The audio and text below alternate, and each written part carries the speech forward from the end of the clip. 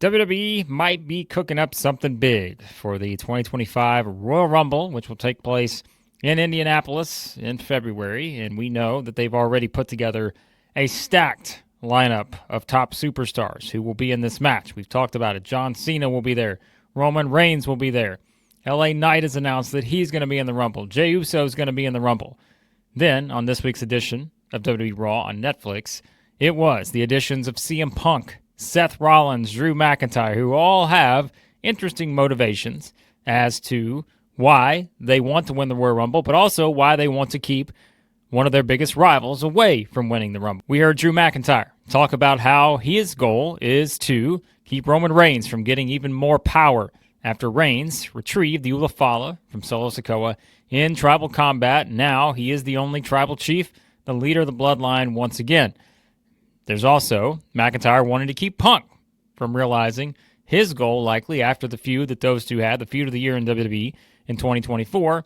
Seth Rollins wants to do the same. Rollins made it clear that he wants to get another shot at the World Championship at WrestleMania, be in the main event of WrestleMania 41, but there's nothing he'd love more too than to keep Punk from realizing his dream, which was all Punk was talking about leading into both of those guys coming out on Raw. Raw was something that set up even more stakes for that Royal Rumble match and added more star power to the match. But if we start at the beginning, it's what CM Punk had to say about a certain someone and how that could lead to one of a couple big things that WWE could have in store for this year's Men's Royal Rumble match, which, of course, I'm talking about Punk taking some shots at a former rival, John Cena.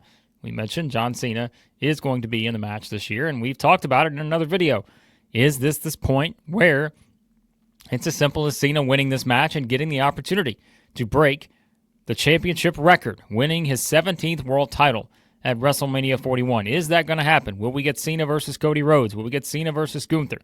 Those would be possibilities, depending on if Cena does win the Rumble match. Or do they wait and hold that off until Elimination Chamber to give Cena one more little hurdle to overcome, to add the drama, add the suspense? If he's actually going to get that match, do they hold that off and someone else wins the Rumble? Well, if someone else does win the Rumble, you would think that it's either going to be CM Punk or Roman Reigns. Those would feel like two likely options based on probably, if you're putting together your list of favorites, those three probably are going to lead the way based on the fact that they are the biggest stars of the group.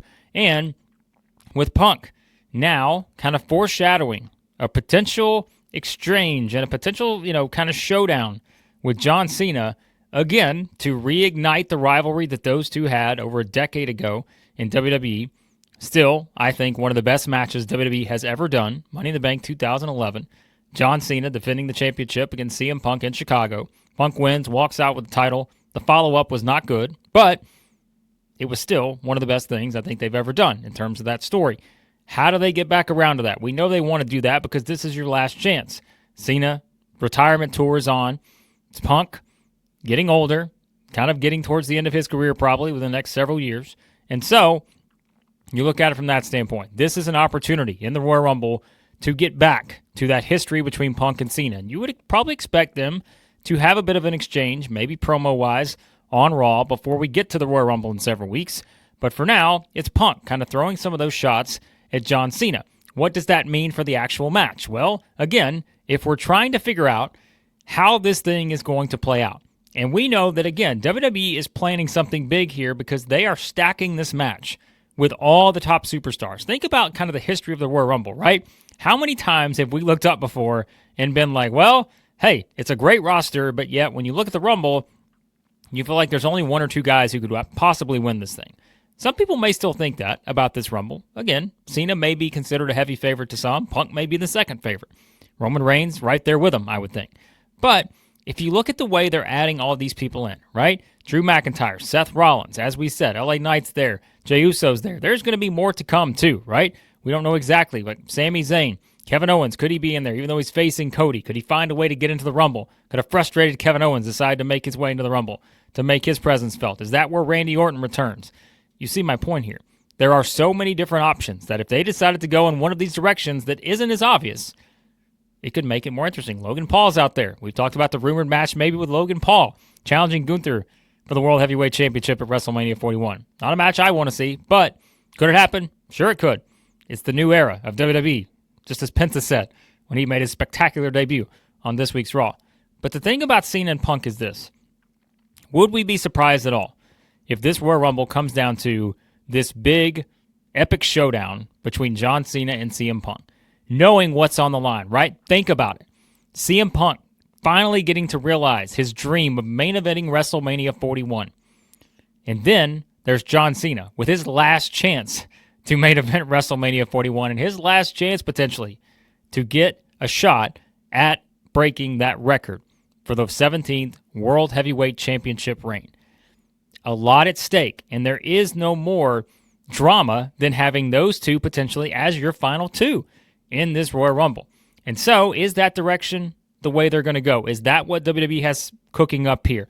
A big sort of special moment where you're going to get Cena and Punk one more time towards the end of their careers here, right? But this is it for them. Both know that everything is at stake.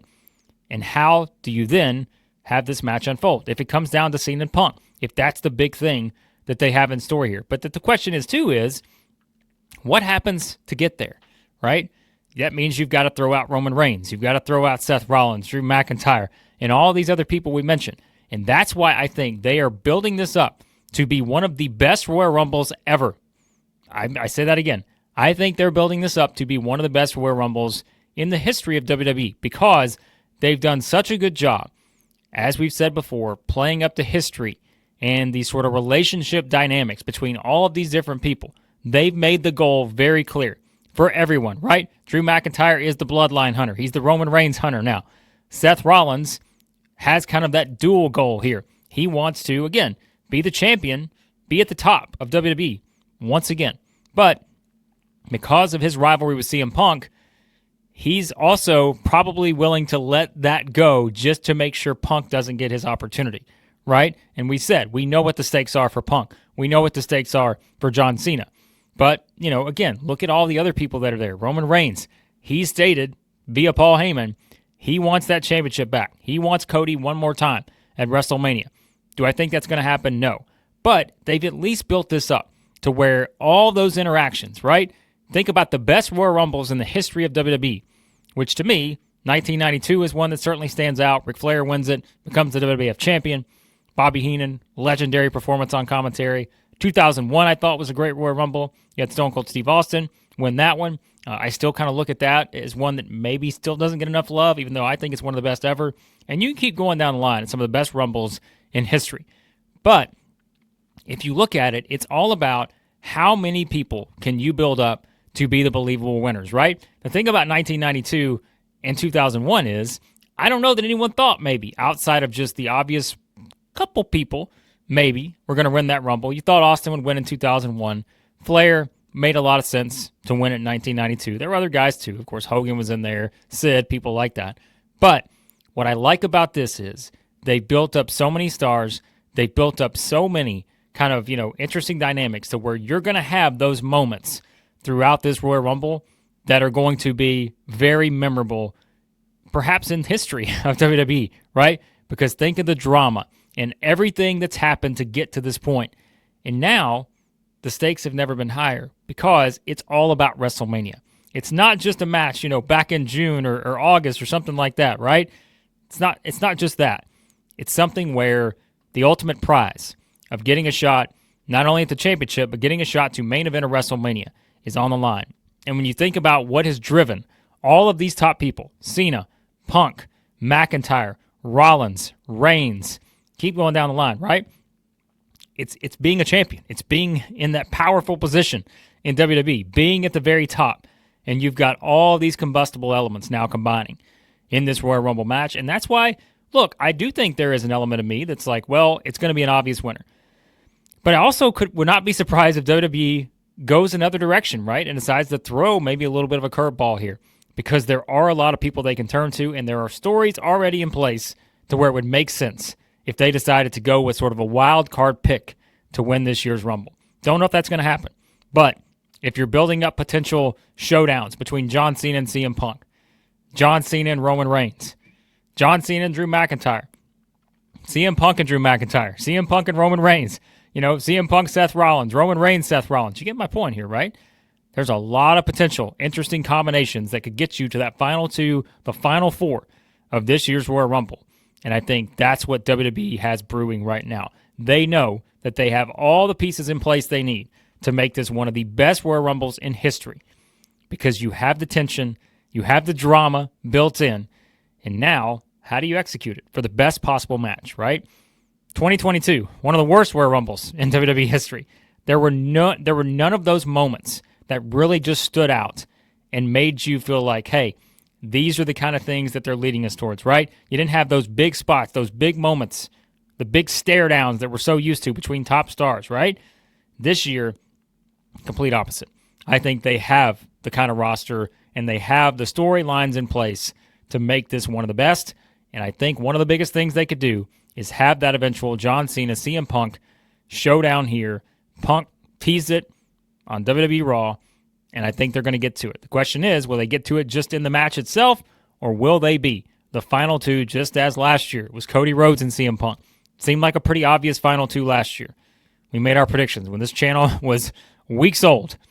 Made the predictions that it was going to come down to CM Punk and Cody Rhodes. And it did.